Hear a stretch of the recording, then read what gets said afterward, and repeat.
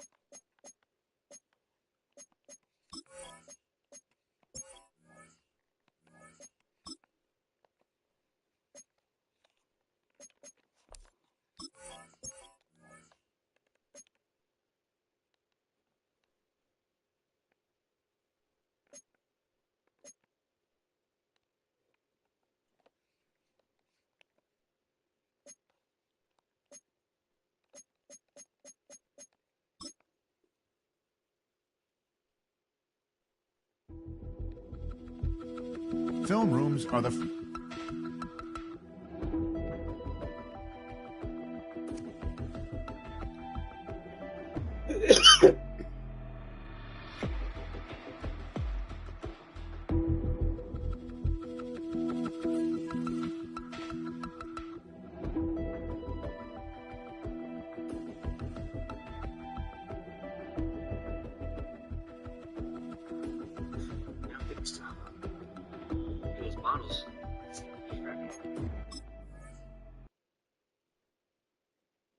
The Ravens are going to win this game. If anybody was wondering what Jim Brown looked like as a running back, Derrick Henry on Saturday night was Jim Brown.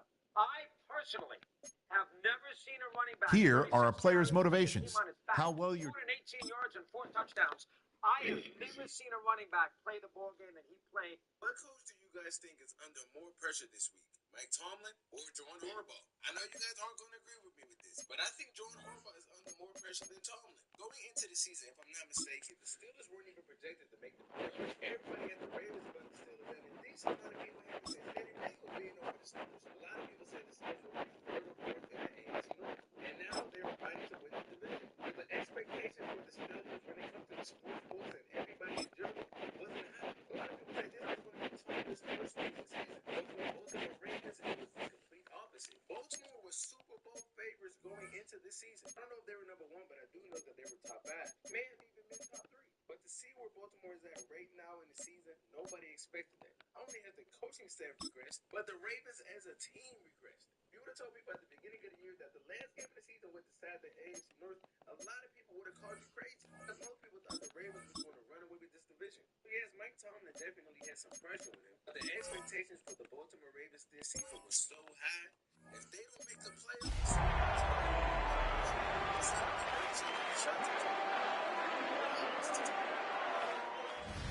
welcome to Baltimore's inner harbor. 70,000 plus have filled M&T Bank Stadium since 1998, the home of the Ravens. Coming up, we've got a good one in store. It's the Pittsburgh Steelers and the Baltimore Ravens. On the visitors' sideline, Steelers head coach Mike Tomlin. His team playing exceptional football, 8-2 in their last 10. His counterpart on the Ravens side is John Harbaugh.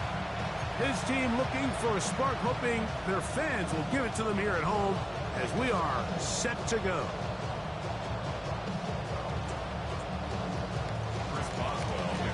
Mike Tirico, I hope you're having a good day. The All-Pro Chris Boswell with the honors. Oh, and he gets it all wrong. Penalty flag's going to come in. Mark this one out beyond the 40-yard line.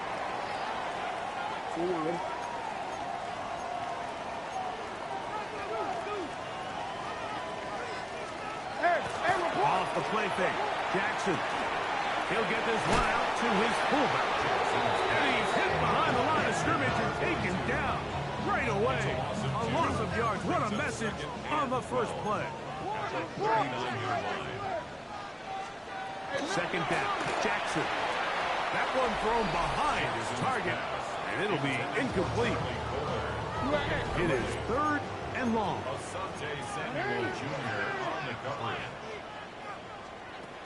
From the gun, Jackson. That's caught right side. It's Hopkins. And he's going to be out of bounds. Well short of what he needed. And the punt team will come on for 4th down. That's going to be out of bounds, no return. And the drive's going to start from just inside the 20-yard line. Well, here come the Steelers, and that's the sight that looks odd, but people were looking to see after keeping us waiting all spring. Year 21 in the league for Aaron Rodgers, his first as the Steelers quarterback. On 1st and 10, here's Rodgers. Looking down the field there, but it falls incomplete. Chris Olave, the intended receiver. And that will lead to a 2nd down.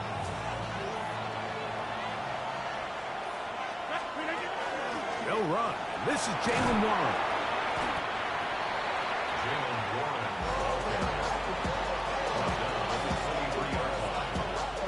Here now, 3rd and 5.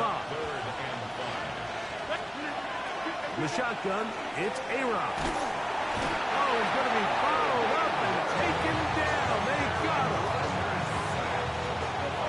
Early big play here. They're going to go for it on 4th down. They're indeed going. It's Rodgers. He's going to air one out for Metcalf. And he's going to have the Steelers 1st down on what will be a big play there. From 4th and long. They're going to get in going a lot there. From the gun, Rodgers. Brought in by Chris Olave. Now they are in business. Inside the 15-yard line. Space getting tight here. Down to the 13-yard line. They work 1st and 10. And that one's incomplete, but a late flag comes in. Looked like he might have gotten there early. Automatic 1st down. The defense still arguing about that pass interference call, but their focus needs to be a stop. They face 1st and goal. He'll be wrapped up there down at the 3-yard line. Here now, 2nd down and goal. Warren, and he's going to be knocked down hard behind the line. Back at the 6-yard line, what can they do on 3rd and goal? It's 3rd and goal. Quick throw, and it's going to wind up incomplete. That is the run-pass option. Choose pass. Defender able to close it down and bring up 4th down. We're starting to see a lot of this on 3rd down, Mike, where they're going to rely on the run after catch to pick up these 3rd down conversions. So you know what that depends on? You have to actually complete the ball, and in this case, it falls incomplete. And he's going to be taken down. Couldn't get rid of the football. They turn it over. Stop on 4th and goal. Now 1st carry here for Keaton Mitchell. He'll struggle to get back to the line of scrimmage. Maybe he gets a yard out of that one. It's 2nd down.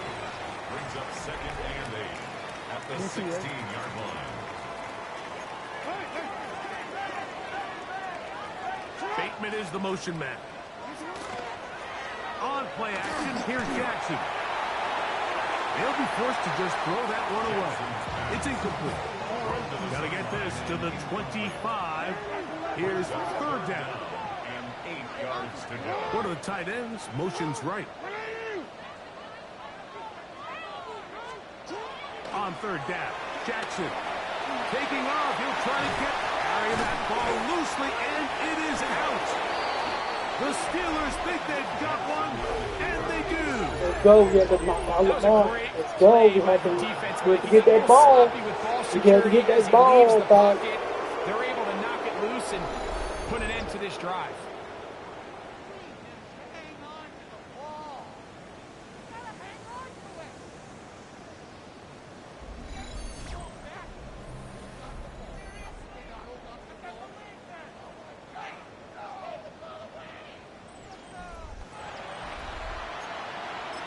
we're going to beat that.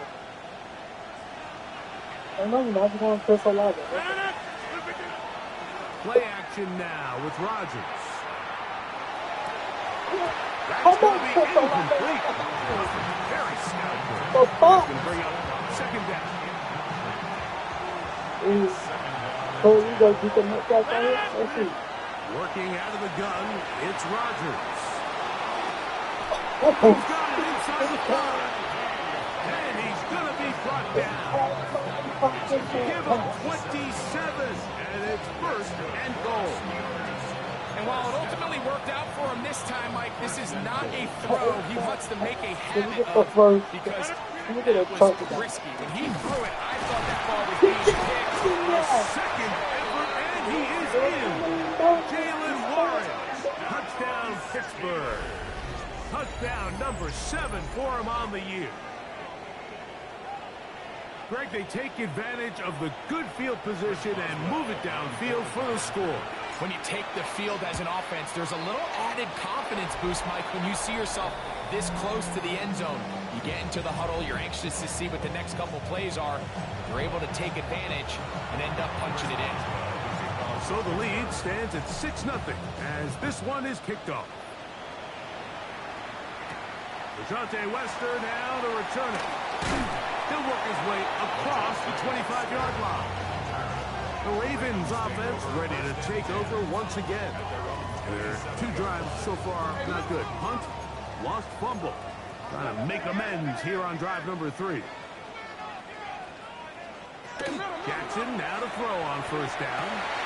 Open man downfield. It's DeAndre Hopkins with the grab. An even 20 yards. Impressive start to this drive. The defender has to do a better job here, Mike, of getting depth. He wants to elevate that ball to give his secondary defender a chance to make a play. He gets too much width, not enough depth, and a quarterback like this is going to take advantage. This one caught downfield by Flowers. That is 2 big hiccups to start the drive. 32 on the latest. First and 10 at the 22-yard line. And it's hardly an exaggeration.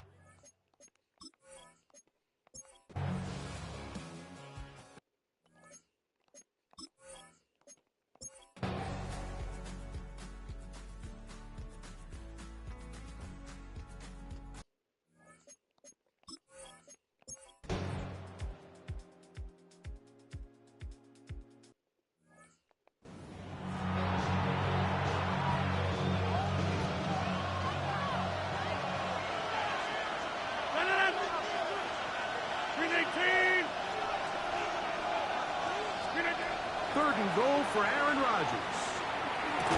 And that one's incomplete. They really ratcheted up the coverage there. And they force fourth down. Brings up 4th and goal. To throw is Rodgers. And this is incomplete. They don't go for the field goal. Fucking Throw for the touchdown. They get nothing out of it on 4th and goal. Now Jackson on the move. And he'll be taken down just shy of the 30. 13 yards on the play. The Steelers, and Time out, their bitch. timeouts. Time They'll be out. disappointed there after giving up the first down. Time out, Tomlin. Y'all got this fucked up. Time out, bitch.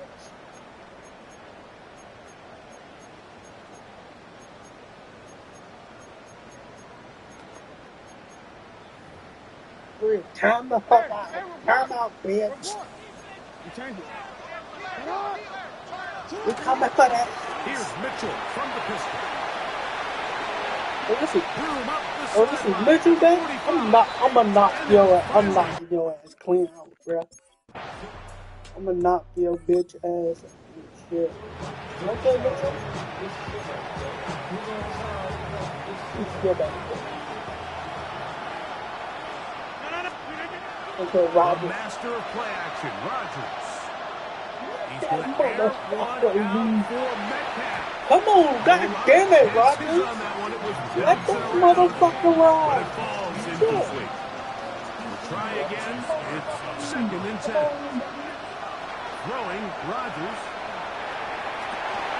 And for a Fuck. third time today, Fuck, intercepted. Rodgers. Damn. Oh, it's a win here And the for fucking the Ravens. Pittsburgh still a They fucking get the home lead. victory here in the division in the first of their 2 scheduled matchups.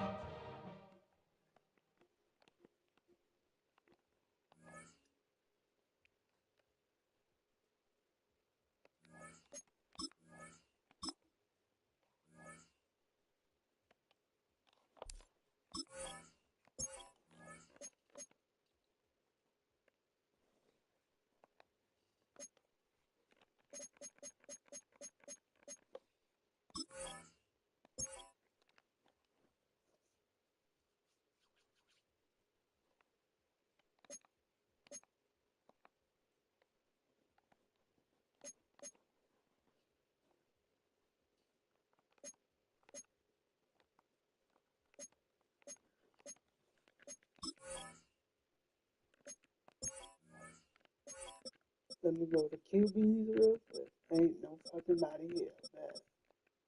Man. Okay, Tomlin. Fuck.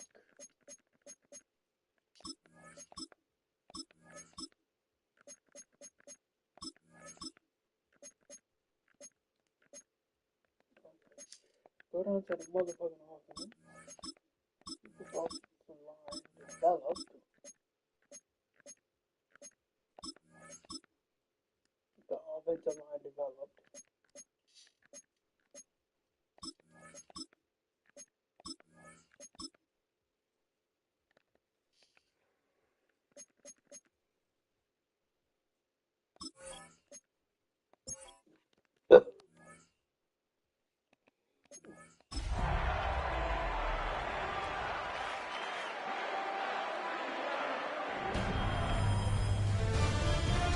EA Sports welcomes you to the following presentation of the National Football League.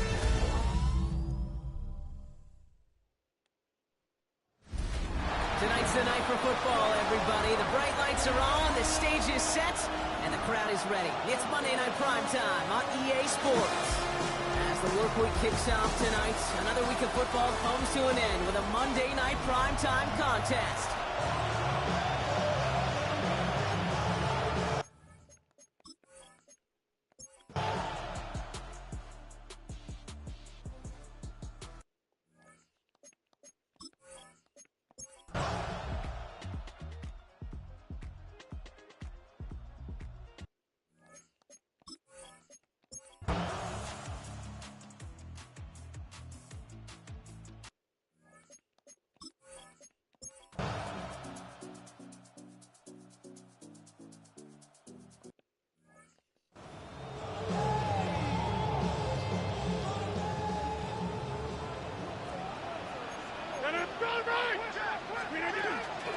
Warren here from the gun.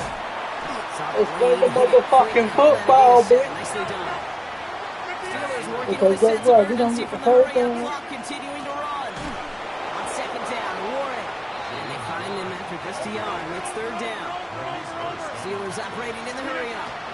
It's Warren on 3rd down. And he's tackled with the first down yardage. The Steelers calling their first timeout. 2 timeouts Let's go, remaining Mike and some T. time left to use them. Let's It's get 1st and this 10. motherfucking clock down. Warren once more.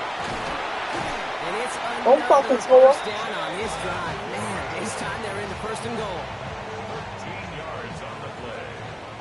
That's another Steelers. Mike, Warren.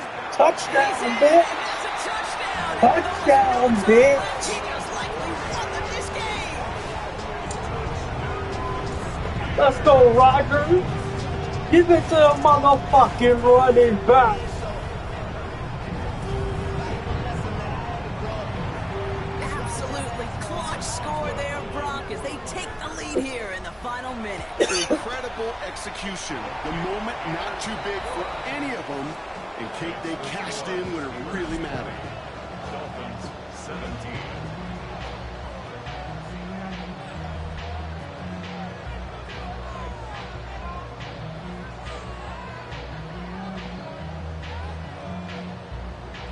Chris Boswell, the kickoff. Now Boswell on to send this away.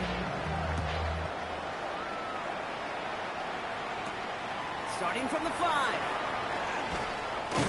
Coverage team gets him down at the 26-yard line. Take over first and 10. At their own 26-yard line.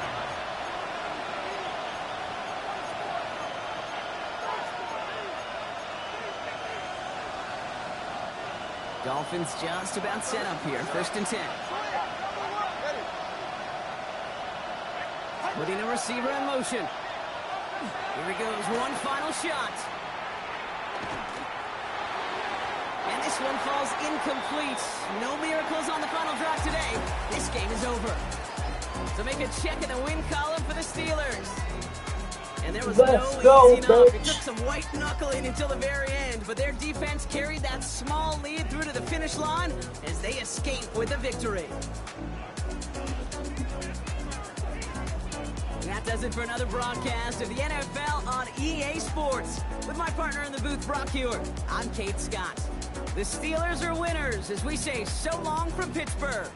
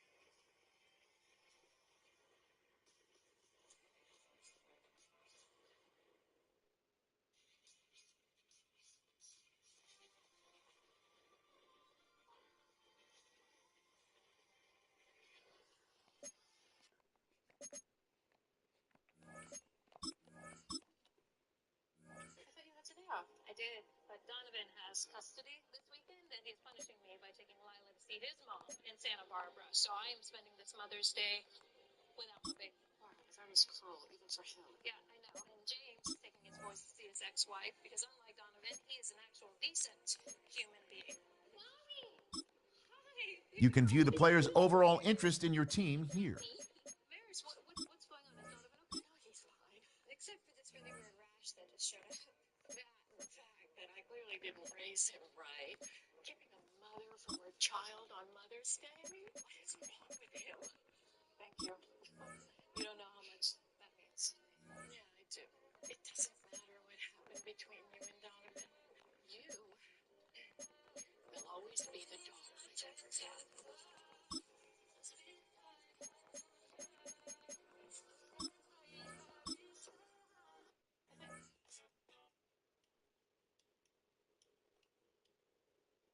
So, we ain't gonna talk about how that girl was looking at you in the store.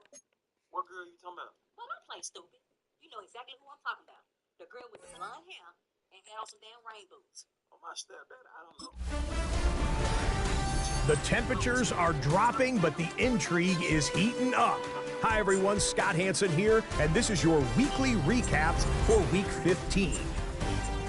Some big games to get to. We'll start in the Steel City.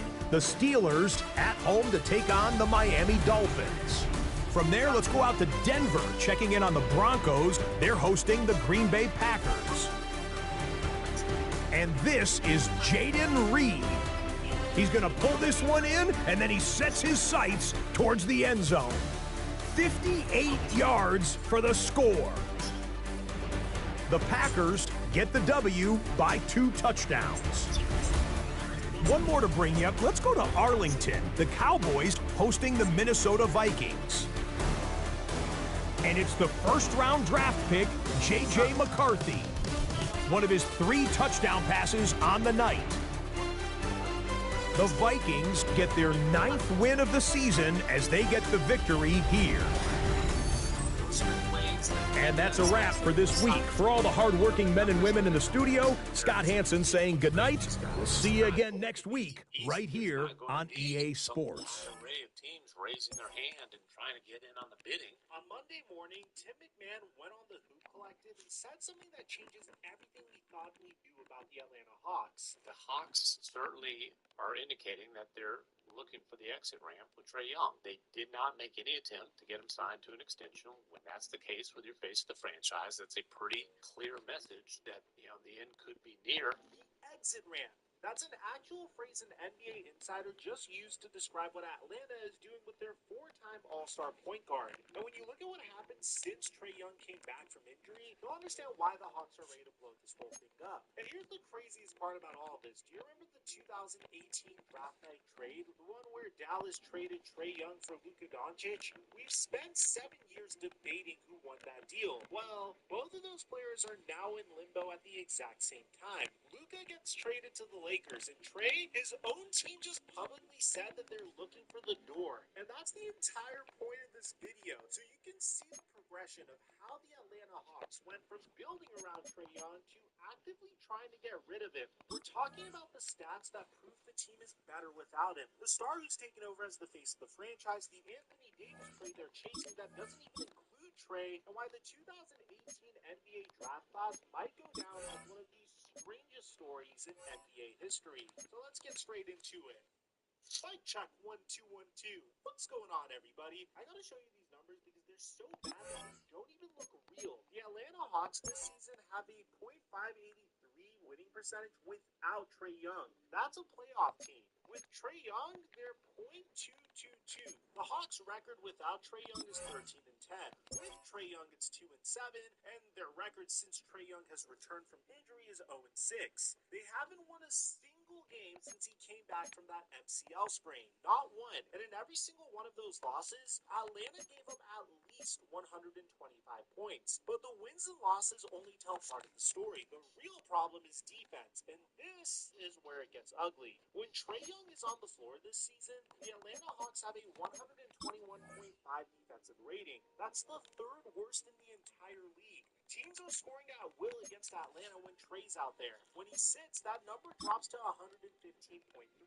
That would rank 12th in the NBA, a completely different team. Here's another way to look at it. Without Trae, the Hawks were allowing about 117 points per game. Since he came back, it's 126.5 points per game. That's almost... Some players' development traits are hidden to unlock their... Going up against teams like the San Antonio Spurs or the OKC Thunder while giving up that amount of points. Now you might be thinking, okay, Mike, well, at least the Atlanta Hawks are significantly better on offense now that Trae Young is back. But that isn't necessarily the case either. The Atlanta Hawks were putting up about 120 points without him and still scoring around 120 points with him. The offense stayed the same. The defense just fell off of a cliff. But there's something even more interesting happening here, and it explains why the Hawks might actually be okay moving on from their franchise point guard. While everyone was focused on Trae's rehab, something special was happening in Atlanta. Jalen Johnson silently turned into one of the best players in the entire Eastern Conference. Jalen Johnson is averaging 23.7 points, 10.4 rebounds, and 8.4 assists per game, making him one of 2 players in the entire NBA